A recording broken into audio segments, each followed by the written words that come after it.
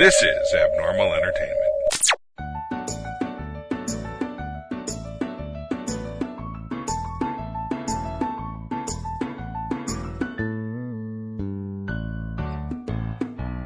Do you like broccoli? Yes, I do. Yes, I do. Do you like ice cream? Yes, I do. Yes, I do. Do you like broccoli ice cream? No, I don't. Yucky. Hey everybody, this is Daniel Garza and welcome to another episode of Put It Together. I want to start off by thanking my producer, Mr. Kevin Moyers, for all his help and support. Thank you, sir. Hope you're doing well. Inviting everybody to go visit us at normalentertainment.com. Check out all of the shows on the network. I'm sure no matter how abnormal you are, you'll find something you'll like on our pages.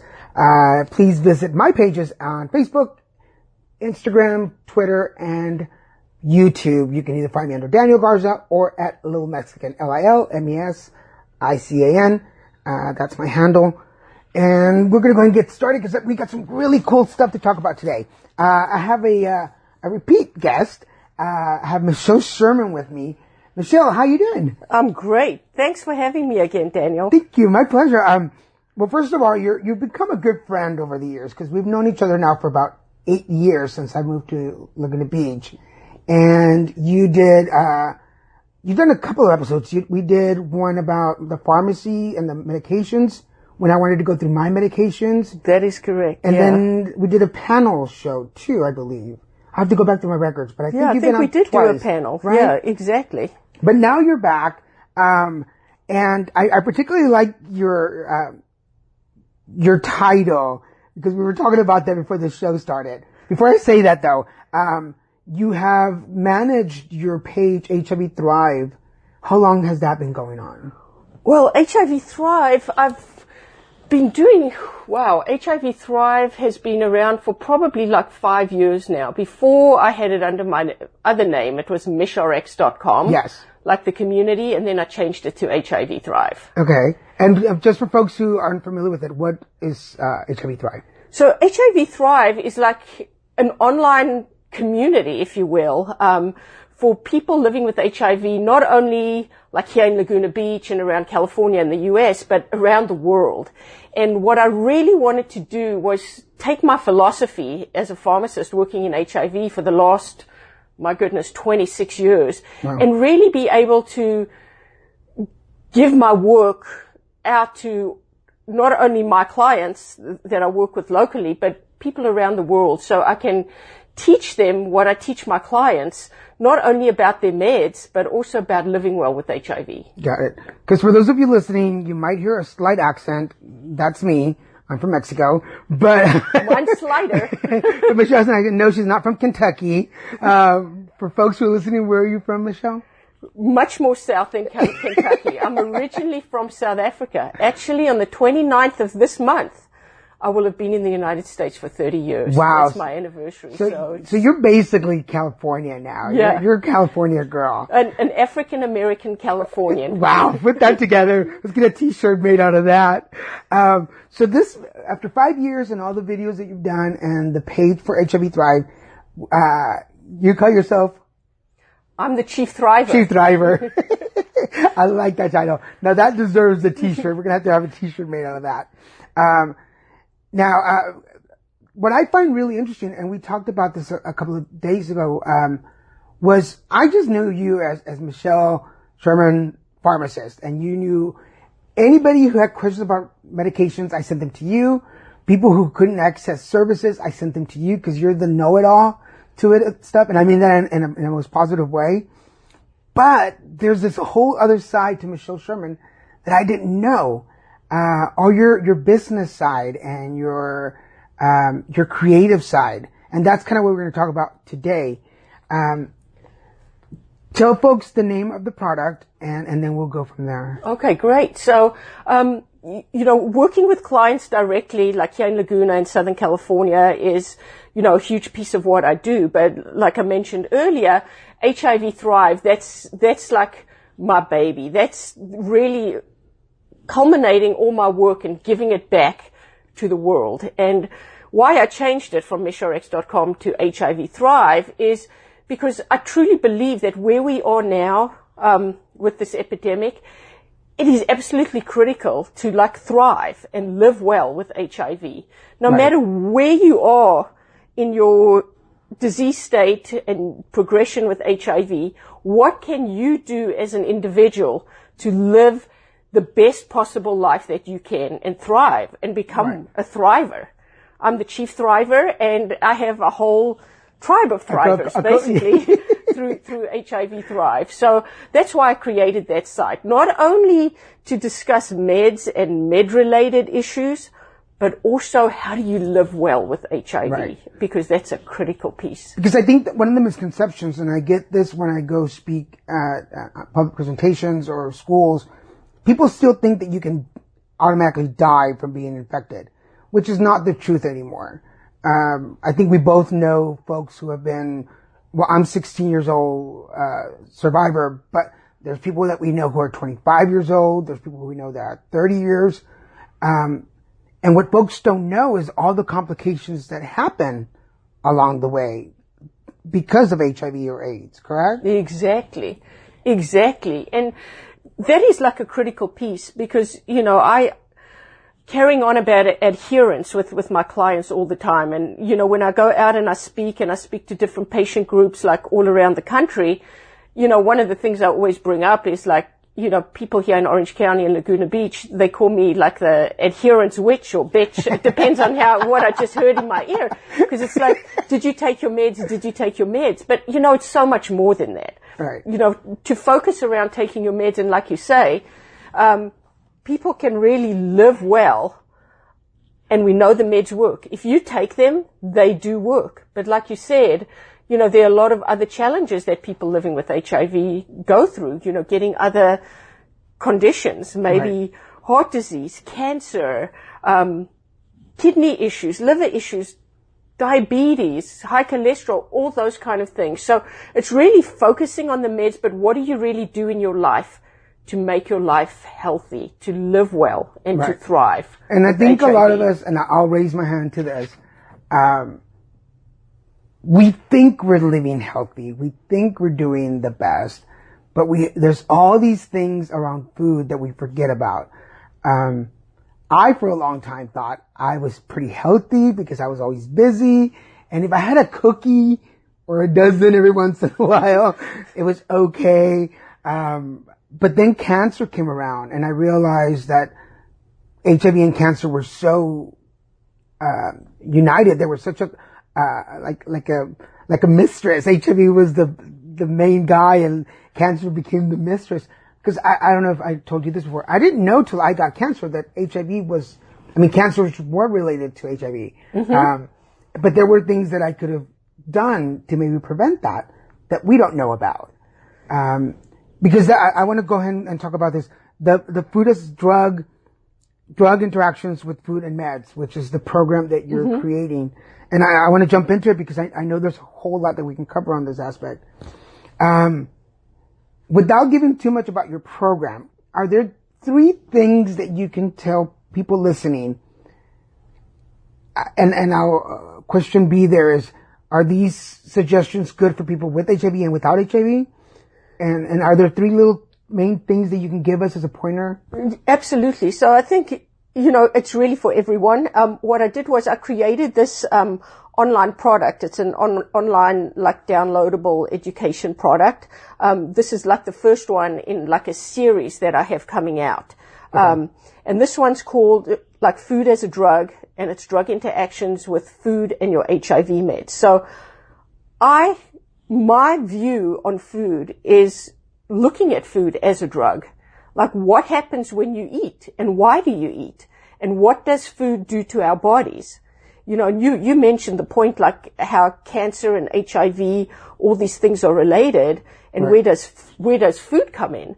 And I think, a lot of the cancers and diseases that we have now can be really directly linked to the types of foods and the foods that we eat.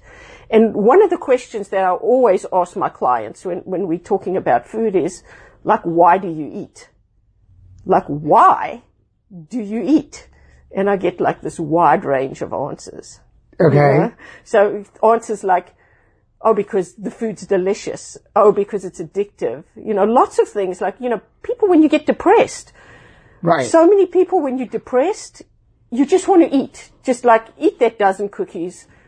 Eat that dozen donuts. Who cares? So some people eat a lot when they're depressed and other people don't eat when they're depressed. So you go the opposite. Yeah, I'm an eater. So, you know, you just sit, you guzzle, you eat things you know are bad for you, those types of things. So which foods are good and which foods are bad? So this initial product that we created, me, the chief thriver, and my little thrivettes, we created this product. It's just a very basic product, and I wanted to link this one really to HIV meds. So basically we go through, you know, all the HIV meds that are currently available and whether they should be taken with food and without, or it didn't matter with or without, and why.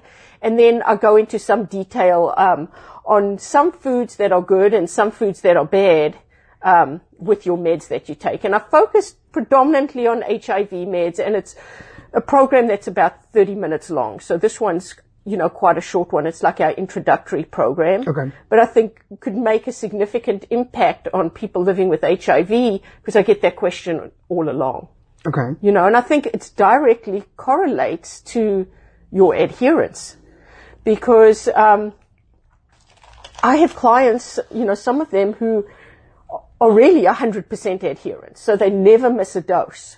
They take their meds at exactly the same time every single day. But when we look at their labs in the clinic, their viral load's going up, their T cells are going down, and when we do a genotype test to test if they've got any resistance pops up. And very oftentimes, this could be related to the way they take in their medicine. So one thing to remember with adherence, and, you know, I address that also in the program, is not only to take your meds at the same time every day, or pretty much close to that, but are you taking your meds actually in the right way? And when I talk about the right way, is it supposed to be taken with food or without food? And that's when it comes into looking at food as medicine. Like, what does food do to your stomach acid? Does it affect the absorption of the medicine? Is there actual drug interaction between your meds and the food itself to prevent the meds from working and causing resistance, even if you take it every single day? Okay. Just like you would look at any other drug interaction with your meds. All right. So we started to talk about the questions. So you said the first question you always ask clients is, why do you eat? Are there 2 follow-up questions to that we can ask our audience so they can start processing in their head? So yes, sit and think about, you know, and maybe jot it down. It's like, why do you eat? Why do we eat food? It's like, why do we eat every day? Oh, we eat breakfast, lunch, and dinner. Why do we eat? Okay. And there's really only one reason. And it's not because it's delicious or we're addicted to all the sugar and all the crazy chemicals that all these food companies try to put together for us. There's only one reason that we eat. Do you want to know what it is? Sure, yeah. Okay. We only eat because our body needs fuel. And every single thing that we eat provides 3 macronutrients. It provides proteins, fats, and carbohydrates. So carbohydrates, the basic building block is glucose or sugar. We need that for energy and for our bodies to work. The fats, we need fats in our body. We need cholesterol. In fact, did you know that cholesterol is actually the basic building block of all our hormones? Oh. Like our sex hormones, like testosterone, progesterone, estrogen. The basic foundation building block to build all those hormones is cholesterol. Huh. So cholesterol isn't really all that bad. So we need fat. We need fat for the integrity of our cell membranes and all these magnificent processes that our body goes through. And then we need proteins, the basic amino acids. So when you eat that 18-ounce steak or whatever, basic proteins, that gets all broken down. So all our food gets broken down into these basic building blocks that our body needs. And then with the fruits and vegetables and everything else, all the minerals, the iron, the magnesium, the boron, the copper, all those nutrients that we need, the vitamins, all those things are used by this body. I mean, I think our bodies are designed to be the most magnificent machines. Oh, yeah. The perfect specimens. Not only the whole body, and this is where, a lot of my work comes in with HIV, is never just focus on HIV and that HIV virus and what it does to your body. I truly believe you have to look at a person in your entirety. Right. It's like your physical, mental, emotional, spiritual, and every system in your body is connected to each other. So every single cell in our body strives to be absolutely perfect. And you've got to look at the body as a whole. So all these nutrients, and the reason we eat is to provide fuel and nutrients. So every single cell in our body, its innate nature, if you will, is to be perfect. Right. And then we do things to our bodies that make that imperfect. Right. Okay. And what would be a second question that you ask? So, the thing is, why do we eat? I always ask my clients, what do you eat? Because you brought up a great point. We all think we eat healthy. You go to the doctor and they say, make sure, Daniel, you eat healthy. Well, what does that mean? And I can guarantee you that every single one of you listening, if I asked you individually what that means to you, will get a different answer from every single person, because there isn't like a definitive thing. There's a million diets and rubbish out there, really. What does it mean to eat healthy? So, you really have to look at a person as an individual and determine what are the right nutrients for you. Just like I like HIV treatment to be customized to each individual person, so somebody's diet needs to be customized. Is somebody allergic to gluten or lactose, and all these things that you're allergic to can cause inflammation in your body. And don't forget, the HIV virus itself causes inflammation in your body. Right. Yeah, I know so that now one. you're adding all these things that cause inflammation, that chip away, just like you're doing this wood carving, like with a chisel. Everything that you do that doesn't agree with your body, providing nutrients or food that's not good, it's like chiseling away, Right. that eventually the cells can't cope, your body can't cope, and then things happen. You get high blood pressure, you get diabetes, you get high cholesterol, you get cancer. Right. All those things are like from the eventual malfunction of things. Because I know, for instance, I know for a fact that I'm a couple of pounds overweight. Although after having been 123 pounds through cancer, I'm always scared of being too skinny. I always feel like I'm going to get sick if I'm too skinny. So that's my thing. But friends who don't know about colostomies or how they function are always trying to give me high fiber stuff. Oh, here, eat a high fiber, or here's some high fiber powders, or here's some protein powders. But they don't realize that a lot of that stuff that actually has a laxative component to it is not good for somebody with a colostomy, because you don't go to the bathroom like normal people do. Exactly. So, or people tell me all the time, oh, you've got to drink more water. You've got to drink more water. And I'm like, I have to watch out how much water I put in my system, because my stool gets too soft, and then there's issues and I have problems. So I have to maintain a certain balance. So now for me, it's more stressful, because I want to sit down and just have a bunch of fruit and vegetables, but that's not really good. It's good for my body, but it's not good for my digestion problems. So, it's like, Absolutely. it's this And trauma. I'm so glad you brought that up, because just as like your meds are customizable, so is somebody's diet. Because when you have had like health challenges, like in your case, and you have a colostomy, and you can't just go and eat like high fiber foods, those things. Your diet has to be tailored and customized for you. Right. So that, everything works smoothly. It's the same with people like with kidney disease or liver disease, or, what kind of foods can you or can't you eat? If people are on blood thinners, they can't just go out and eat spinach and kale and chard. Not every diet. And when I talk about diet, I mean the foods that we eat. I don't believe in dieting. Right. In the traditional sense. Oh, go do this massive cleanse and this diet. I believe in developing our habits and our food habits and our healthy habits. That's what I call our diet. Right. Or your diet. It's what you eat every day and the way you eat. It's not like, oh my goodness, I need to lose like 50 pounds. I'm going on a diet. Right. No. Those are unsustainable. 99.9% of them are just like such rubbish. It's just not reality. You have to be able to customize your diet to your body.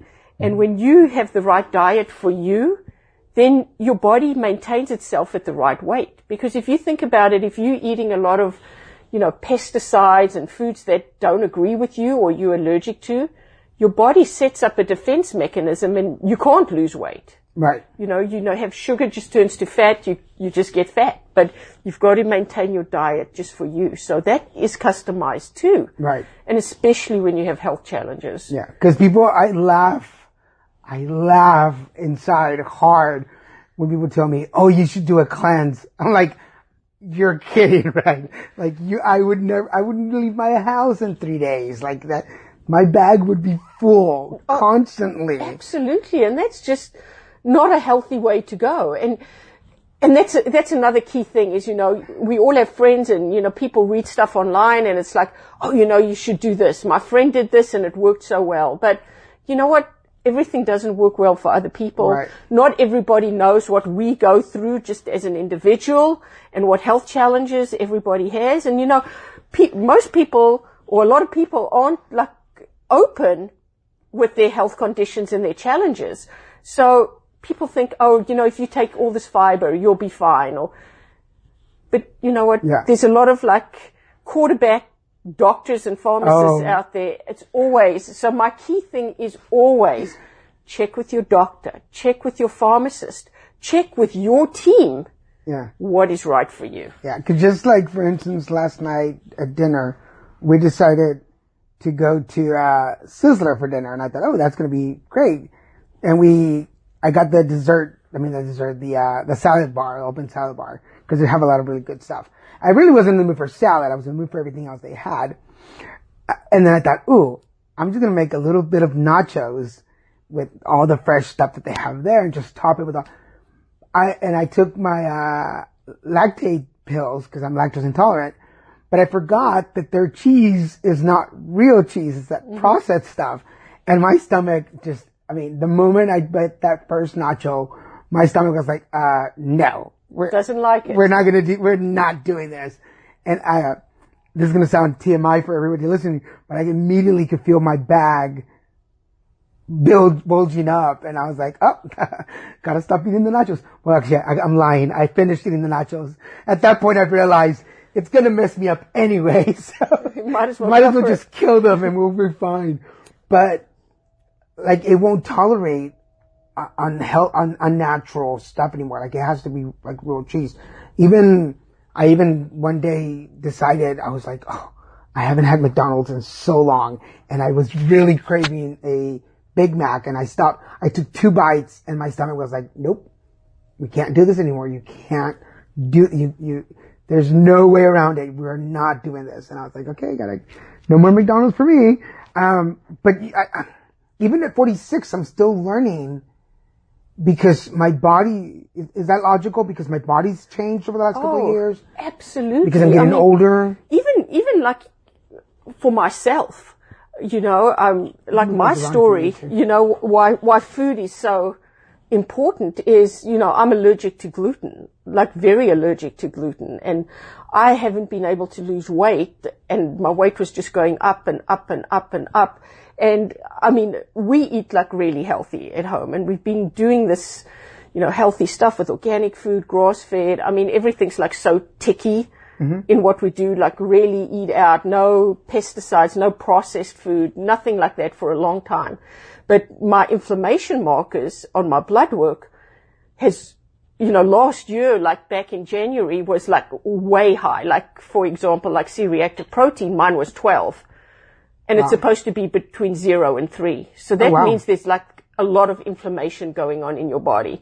And I radically changed what I was doing and, definitely made sure there's no wheat and gluten in my diet and cut back on carbohydrates and really customized my diet to me, which is more of a ketogenic diet.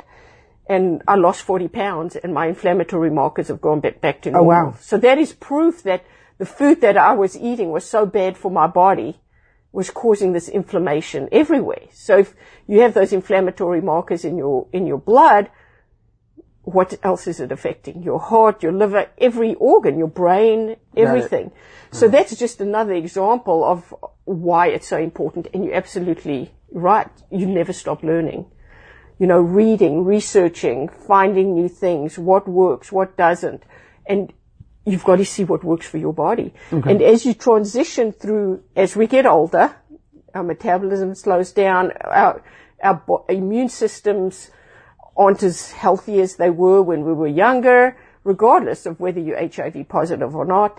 And hormones change, everything changes. So how do you have to tweak things to keep your body as healthy as possible with the food? So it's really important. All right. So we have, why do you eat? What do you eat? And what would be the third question? Is try to figure out a plan for this person. You know, if I have a consultation with a client, I really like for them to do like a food journal for like a week, because you'd really be surprised what you come up with when you actually write down your food and you actually see what you eat.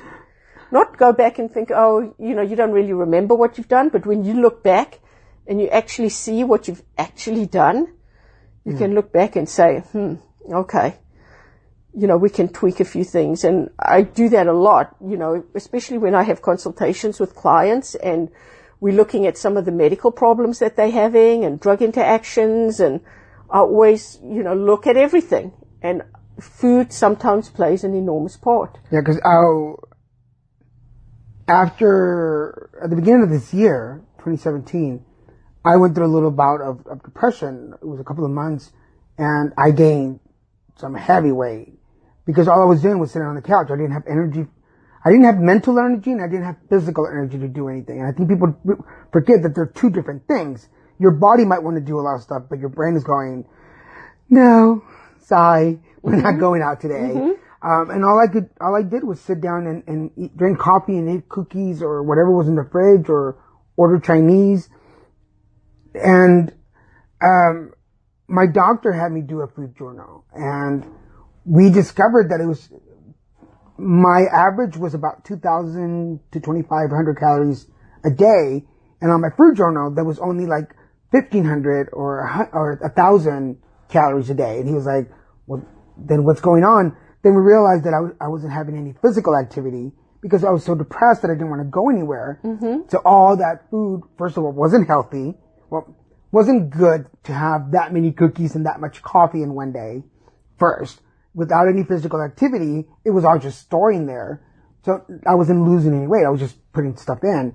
I was fattening myself, basically, I guess. But I think the food journal, I laugh about it because you do figure out, like, oh, like I didn't realize I had 7 sodas in 3 days. Or, and I'll admit, this used to be my I laugh about it now, my mode of thinking. Cause you buy a pack of cookies and it says 8 servings or 9 servings.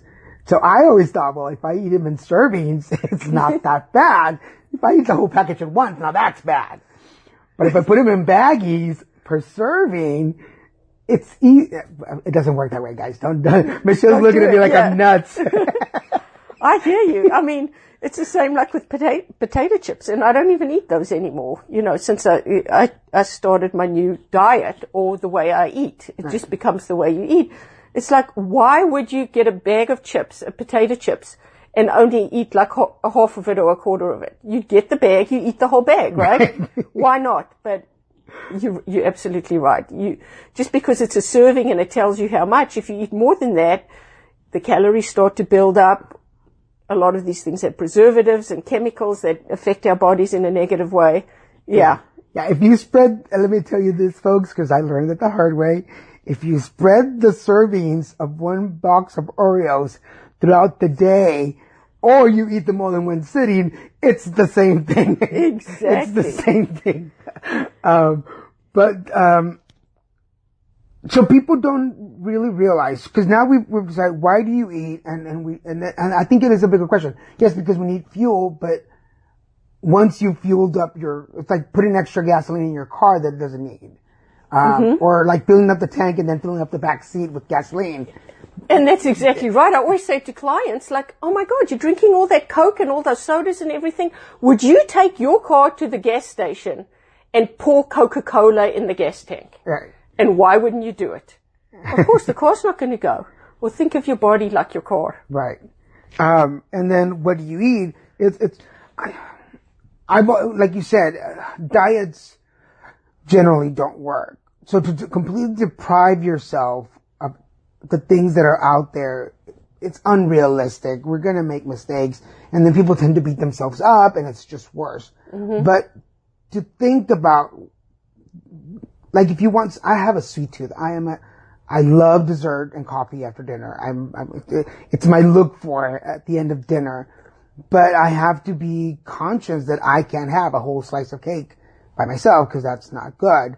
I'll share and take a couple of nibbles and just get that taste out of my mouth. I'm like, okay, I'm good to go.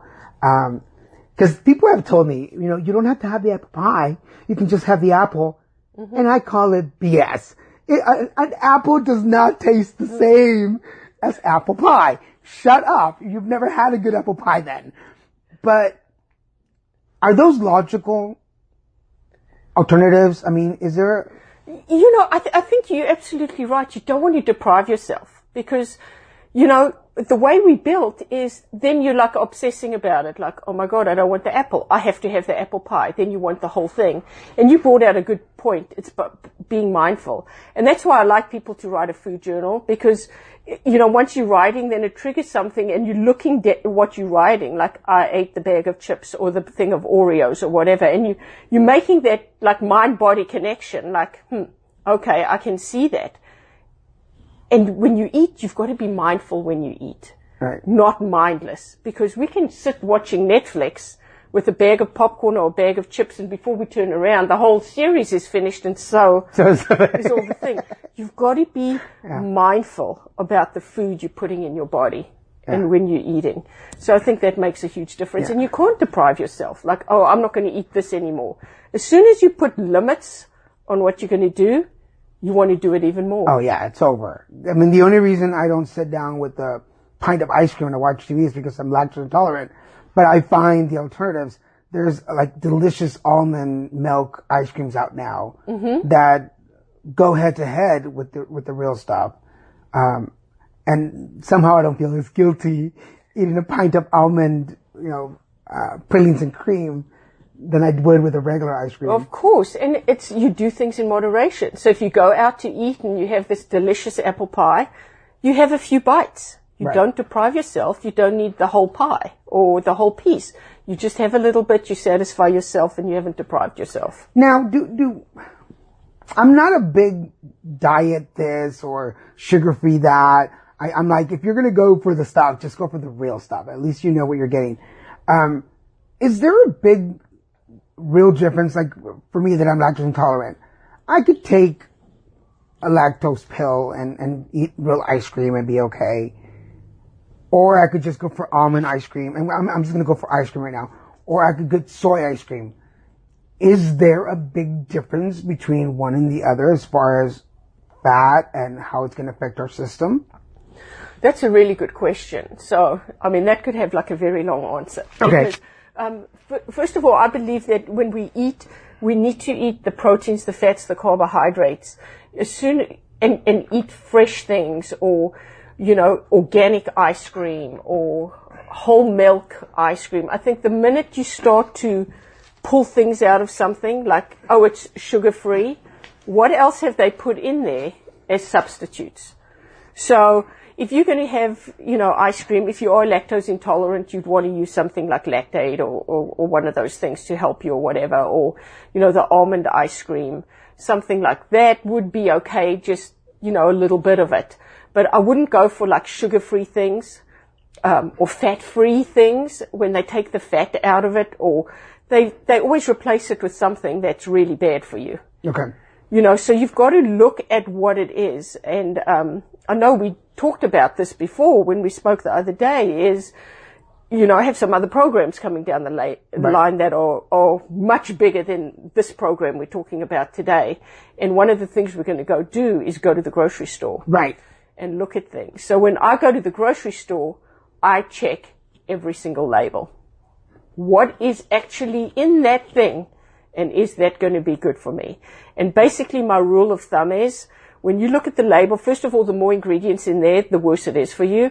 And secondly, if you start reading names that you can't even pronounce, that looks like it comes out of a chemistry textbook, it is because it has. And should you be putting that in your body? Right. Yeah, because actually one of the things that Christian and I started doing, and we avoid, is canned vegetables. So we rather go for the natural stuff.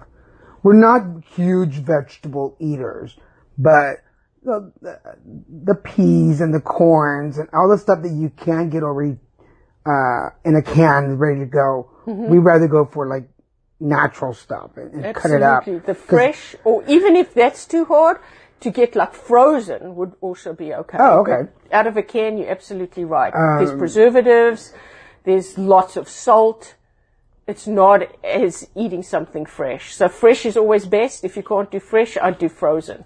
And then also, we travel quite a bit, and we do like to go out and eat. We are big fans of Triumph Plus, and we have our favorite places, but we're even going for like the mom and pop places that are a little more expensive, take a little more time to prep, but you know that you're getting like really fresh stuff. Cause there's a place there in Culver City, Jackson Market. If you're near Culver City, California, there's a little place called Jackson Market. Excellent place for really, and you taste the freshness. Once you taste that, you go somewhere else and you're like, ew, processed.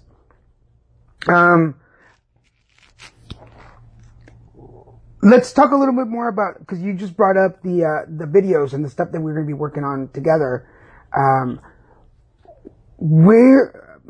Okay, because we didn't ask this in the beginning. What brought you to this point? What made you decide I need to really share my knowledge and share what I know about food and drugs? Well, I've been working in the HIV community now here in Orange County in Southern California for like over 26 years. And, I have this complete commitment to my clients. And I've seen clients, when I started doing this work, it was at the beginning of the epidemic. People got sick and they died. But I've had clients now for all this time, and we've kind of grown old together. Old and grey, right? So their journey has also been my journey. And as I've evolved, as a healthcare provider and as a person, looking at a person as a whole, not just focusing on their prescription drugs or their HIV meds. It's looking at everything. Not only the HIV meds, all their meds, all what you do in your life, what other over-the-counter things do you take, what supplements do you take, everything. And how do you live like as a human being to make you the healthiest? So I created HIV Thrive to be able to share that experience and that knowledge, not only with the clients that I have directly around me, but with everybody else, not only here in the United States, but around the world. And what little tidbits can you take away? So when I go out and I speak to client groups and clients or whatever, I know people can walk out of there, even if you've heard a lot of the information before, just say on adherence, you can walk away taking something back for yourself. And I believe it looking at the whole person.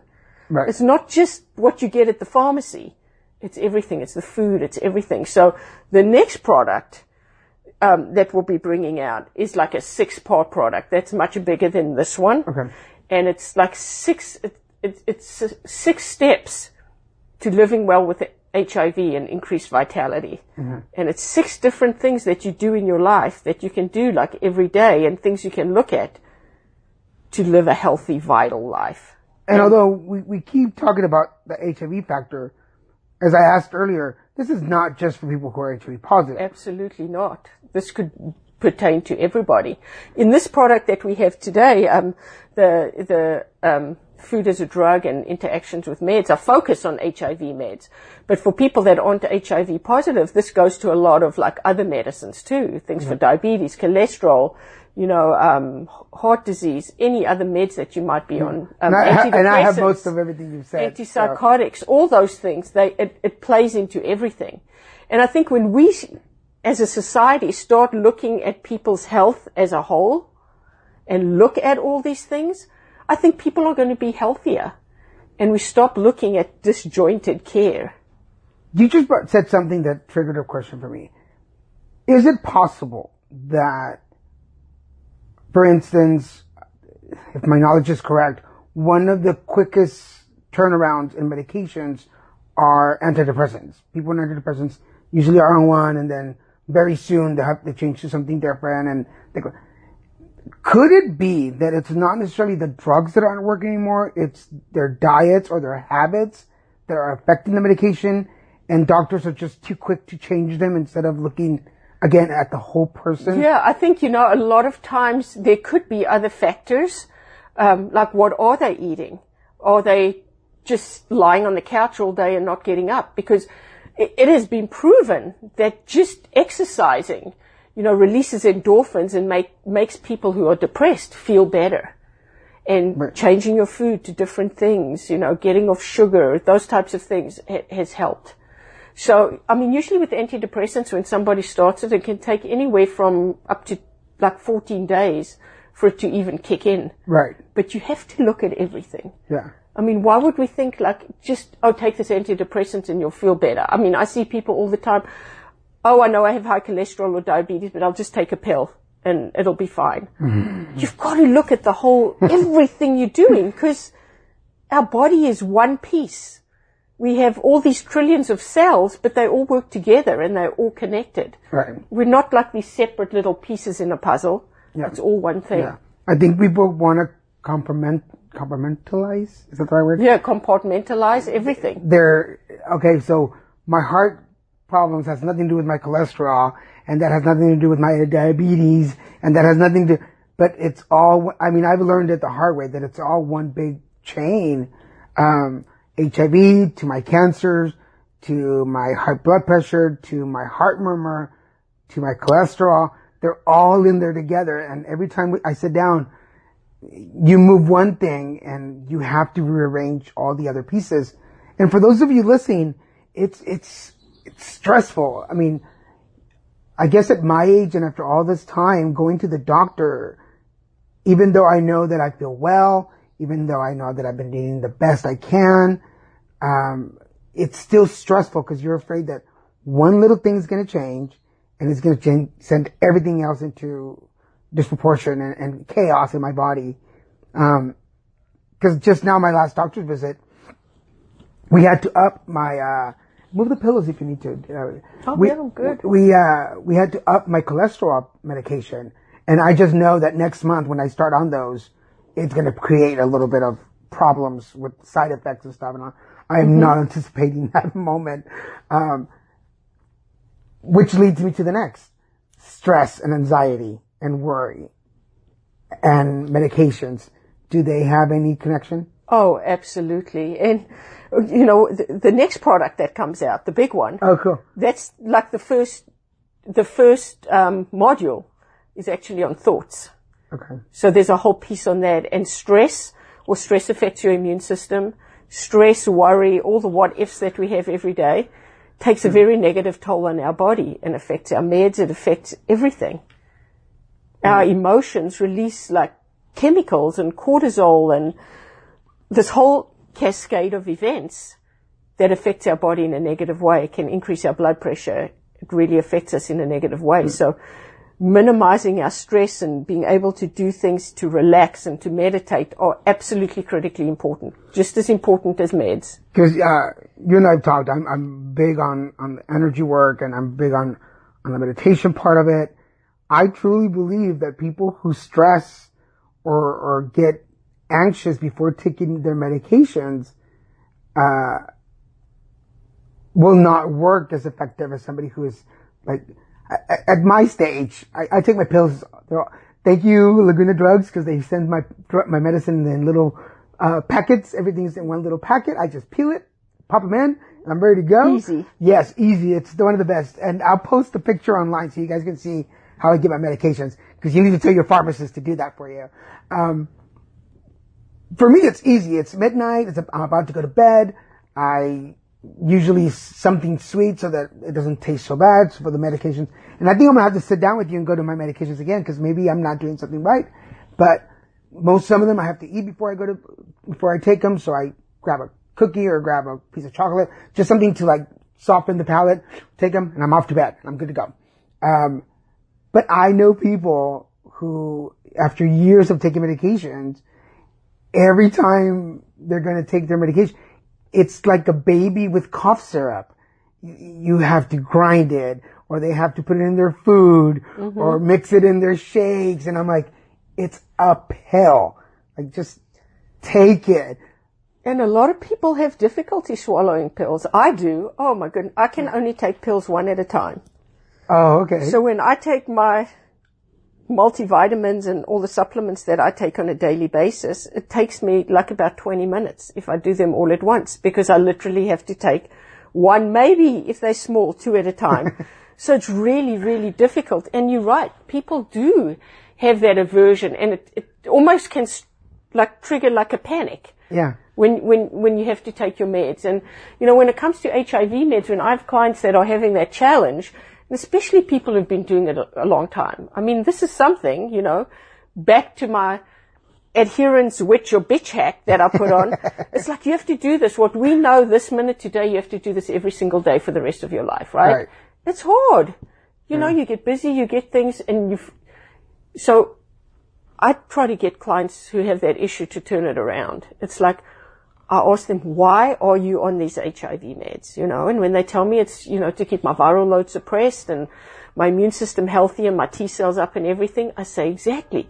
So you actually taking these meds because they're keeping you healthy. So when you look at that thing and you think, oh my God, I have to swallow this now, it's like, I need to do that because that's what's going to keep me healthy. That's keeping me healthy. Right. It's like just having this like different relationship with that, you know, pack of pills that you have or whatever, why you're doing it. But you've got to have that change in mindset. So it's all a matter of your mindset. Right. You know, I'm going to do this because it's going to keep me healthy. It's going to make me feel better. Yeah, because I know people who still panic.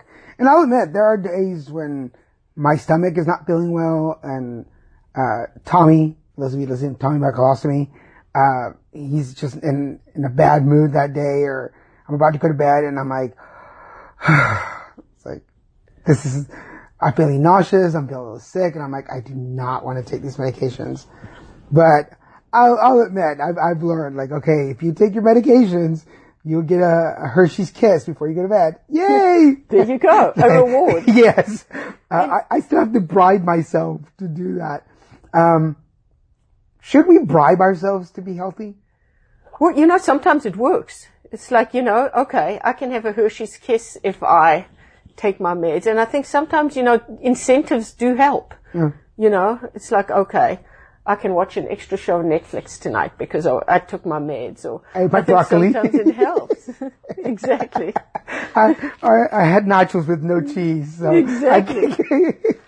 I did only eat half a bag of chips, so I'm going to stay up a little longer. So people listening going, oh, okay, well, they're talking about this program that they're putting out, or that Michelle's putting out, and Daniel's helping her, so, that's what it's about. Is it just about putting out a program, another program out there?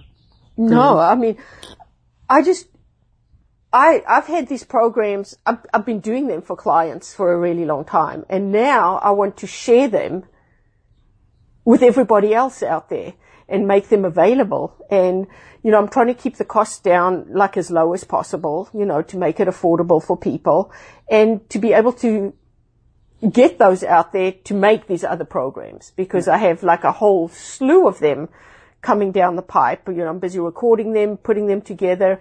They're out there for education and just to help people. So I'm providing all this information, and obviously, you know, sitting here down with you today, I mean, I have an intimate knowledge of your whole like medical record, your right. drugs, your everything. So I'm really able to sit down and give you like a full consultation, like on your meds, and go through everything with you, you know, work with your doctor So the information that we're providing is like educational material. Right. We're not really giving medical advice because I don't know. As I said, everything's customized. I don't know everybody's medical record. Right. So we're providing this for education. And one of my key things is the best way to live healthy and thrive and be like a thriver is to empower yourself. And the one way to do that is knowledge is power. The more you know and the more you learn, the more you ask questions. When you interacting with your team, with your doctor, go in with questions. You learn more, you ask questions, because at the end of the day, it's only about one thing, and it's about you, the client, and what's going to be the best thing for you. So, all these things we've discussed here today, if people are listening and thinking like, oh my goodness, how can I take my meds better? What can I do? You have a team. You have your pharmacist. Hopefully you're using HIV specialty pharmacies. You have your doctor, maybe even case managers. Work with your team, the nurses, to get the best plan for you. Okay. And, at the end of the day, you are the captain of your team. And we are just, your players or your go-to people. And we can only provide the best information for you based on the information you provide. So that's why programs like this are to empower you to ask those questions of your doctor, your pharmacist. What do I need to do? How am I going to be better? Got it. And it's like programs to improve your health. And, my ultimate goal is obviously for everybody to be on your meds and take them properly and everything. But what other things can you do in your life to make your life your best life? Okay. So we're running out of time, but because the HIV episode that we did about my medications, it was about me getting more knowledgeable and more information and getting a better relationship with my pharmacist. People don't realize that you need to have a relationship with your pharmacist. What 2 questions would be good as an opening for a client to bring up to the pharmacist to begin that conversation about medications and interactions? So firstly, it's really important to have like an HIV specialty pharmacist, like somebody who knows about HIV, who's credentialed, who's an expert. And you want to go to them and, feel comfortable and have a relationship with them where you can sit down with them and go over all your meds. And it's not just your prescription drugs.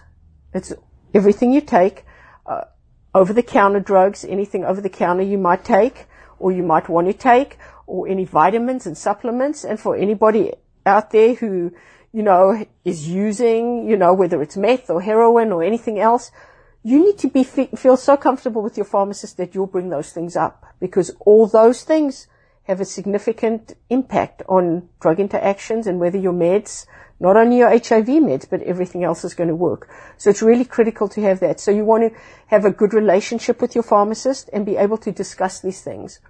Call them up. Don't just go willy-nilly and say, oh, my best friend said this is like a really good supplement, I should take it. Or is it? Before you take it, before you go buy it, call your pharmacist. Check out, is this okay with my meds? All right. Cool. Because I think a lot of people don't realize that you should have that interaction, because some of the things could actually kill you if they interact Absolutely. correctly. Some drug interactions could be like fatal, really. Right. All right. So we're down to the last wire. So, again, for everybody listening, we are talking to Michelle Sherman, Chief Thriver, and we're talking today about the Food as Drug program, drug interactions with food and meds. The programs come out when? This week. Okay. Hopefully, as people are listening to this, hopefully you've got a link that you can pop on, that they can check it out and get it right off the podcast. Okay. So it should be this week. Okay. So y'all can go over to the Abnormal Entertainment page for Put It Together, or you can go to my Facebook page and find the links needed to follow through. And also on HIV Thrive at hivthrive.com, you can get it over there and, sign up for our weekly newsletter. It's called Thriver News. you can just pop in your email, and then, you don't have to go to the website all the time. You can just, get a synopsis at the end of the week of everything that we put up there. So for anybody out there who wants to become a Thriver, can people submit to your page? Can people send you info? Absolutely. I really encourage it. I have like different sections. I have a reflection section also, and I really encourage people to like send me an email. It's mish@hivthrive.com, and send me photos. Send me, if you have any articles or any essays about your story, or if you an artist, anything you want published, you can just email it to me, and I'd be more than happy, to share it with the community. Because that's what it's all about at the end of the day. It's a community. One of the things I also put out every week is Mish's Monday Mantra. Yes. And, I've been doing that for many, many years. I have the YouTube channel, Mish's Monday Mantra, and then we put it up on the website every Monday. And that's just like a minute or so of just some inspiration just to make us all feel better every day. So you can check that out too. And we'll put all the links on our Facebook page for all of you listening. And if you remember, part of the tradition of my show is to send out some words of wisdom to the folks listening. What would you like to tell them? Just realize, go look at yourself in the mirror and realize just how amazing you really are. And you really are a thriver. You doing your life and you are thriving. And when you have naysayers in your life and negative vibes and things going on, just look at yourself in the mirror and realize what a magnificent, thriving human being you are. And you're amazing. Cool. We're all amazing. Thank you, Michelle. Thank you, Chief Thriver. Thank you. So for all of you listening, all the information will be on our Facebook page. You can check it out there. You can go over to abnormalentertainment.com, find the Put It Together podcast, and some of the links will be on there. If you have any questions for Michelle, you can direct them through my page, or I will also post her email link so that you can find her and send her. Remember, if you're part of the HIV community and you have articles, if you have an essay, if you have a poem, a drawing, anything you want to send over to her, she'll post it on her newsletter so everybody can check it out. And I have a bunch of friends who are in the community, so I will put that out there. Anyway, folks, thank you for listening. Michelle, thank you for coming and Absolutely. with your heavy Kentucky accent. I love it. Look forward for some more stuff coming from Michelle and I. I'm really excited about collaborating with you, and I've talked to Christian, and he's excited about doing some stuff. So there'll be some videos coming out. Hopefully later this summer, we'll get those together and put out there. Pay attention to those. For now, this is Daniel Garza. I want to thank my producer, Mr. Kevin Moyers, for all his help and support. Send me your emails at danielggarza@hotmail.com, danielggarza@hotmail.com, or follow me on YouTube, Instagram, Twitter, and Facebook. I guess with that said, for now, this is Daniel Garza saying, hey, put it together. Do you like donuts? Yes, I do. Yes, I do. Do you like juice? Yes, I do. Yes, I do. Do you like donut juice? No, I don't. Yucky.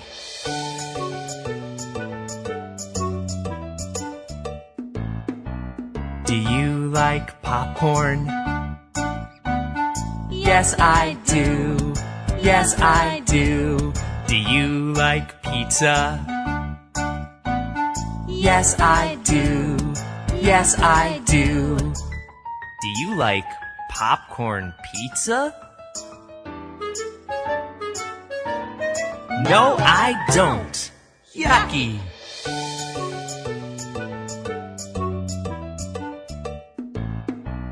Do you like bananas? Yes, I do. Yes, I do. Do you like soup? Yes, I do. Yes, I do. Do you like banana soup? No, I don't. Yuck!